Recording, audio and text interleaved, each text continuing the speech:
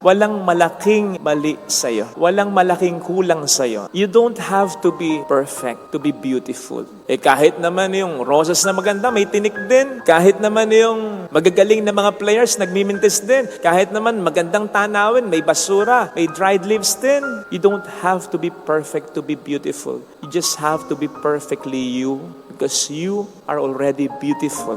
Yung mga kakulangan, kapintasan mo, bahagi yan ng kagandahan mo sapagkat minarapat ng Diyos na maging bahagi ito ng pagkatao. Again, no one is perfect. May mga kakulangan tayo. At yung kakulangan na yan, talagang dinesign ng Panginoon yan para kompletohin ka ng taong magmamahal sa iyo. Kung paanong kukompletohin mo rin ang kakulangan sa taong mamahalin mo. Pero hindi ibig sabihin, necessary dapat asawa mo. Tama namang iba yung pagmamahal ng isang asawa. Pero, kaya mo nasabi ang iba ang pagmamahal ng isang asawa, iba rin ang pagmamahal ng isang ina, ng isang ama, ng isang kapatid, ng isang kaibigan. Basta ang mahalaga, may mahalin ka at sa'yo ay may magmahal talaga. Na sigurado namang meron, naniwala ka.